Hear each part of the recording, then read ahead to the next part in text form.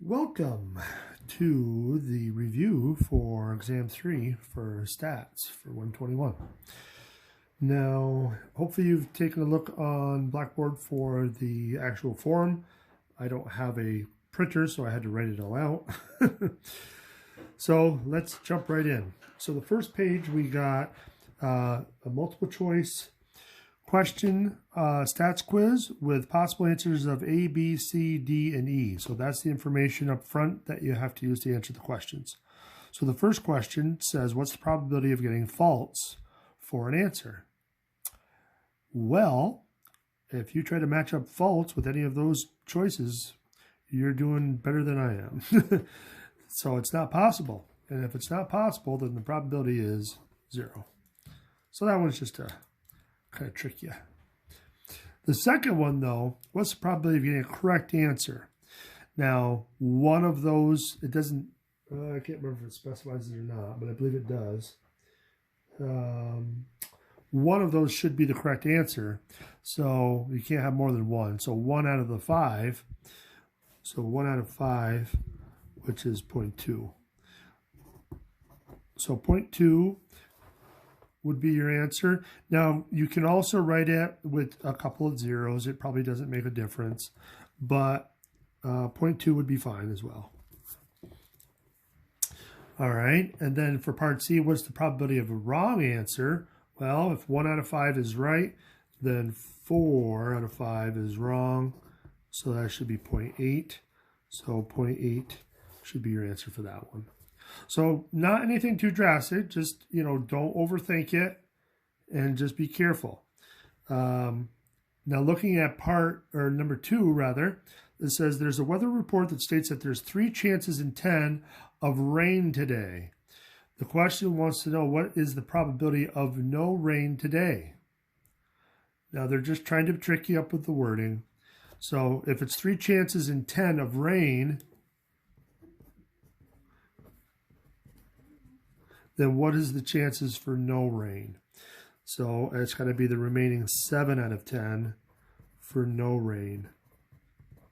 So based off of that, we can write that as a decimal as 0.7. So again, remember, probability should always be as a decimal format, and typically they're to 3 decimal places, rounded to 3 decimal places.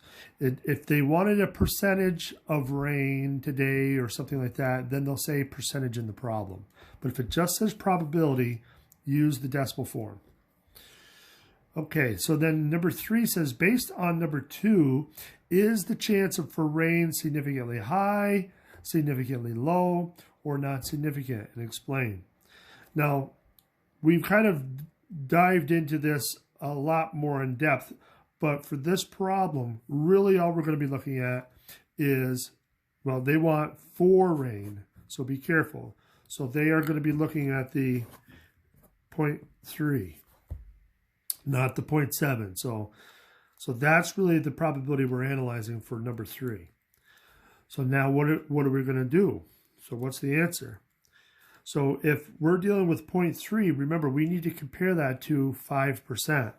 So since 0.3 is greater than 0.05, then the chance for rain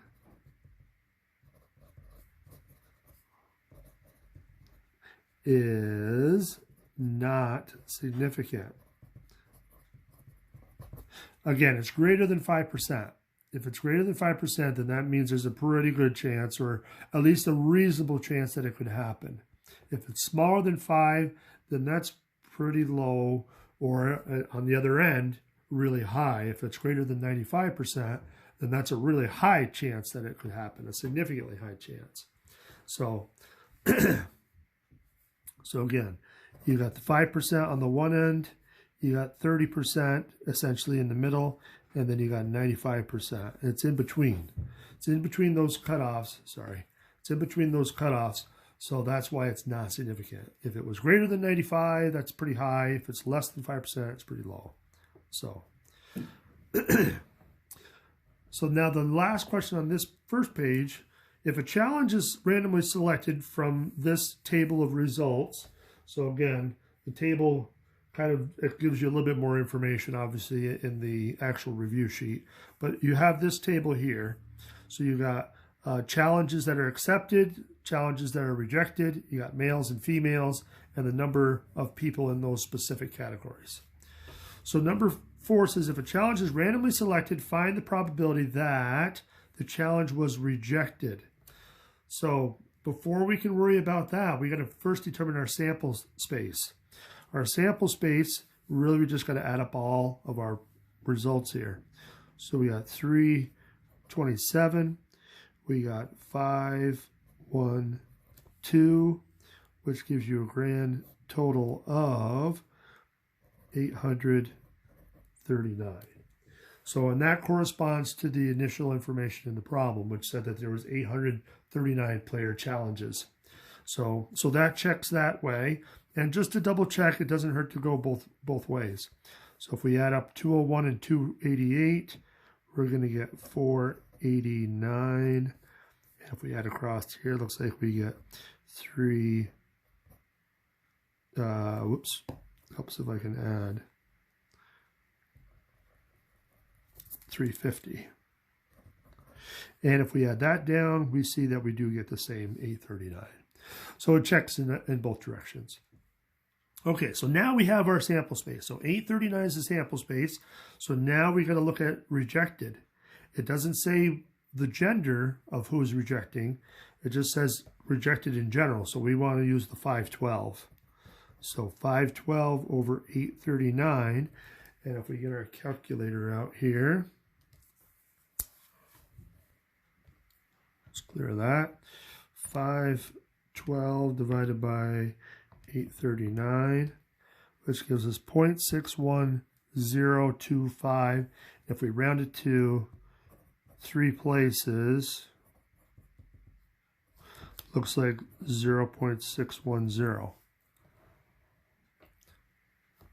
Okay, so that's first part. Part B, the challenge was made by a male. Again, no accepted or rejected, just a male. So the males were a total of 489 of the challenges. So we're looking at 489 over 839. So let's see what that is.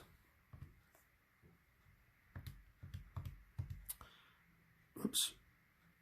Let's try that again. 489 divided by 839 equals 0.5828.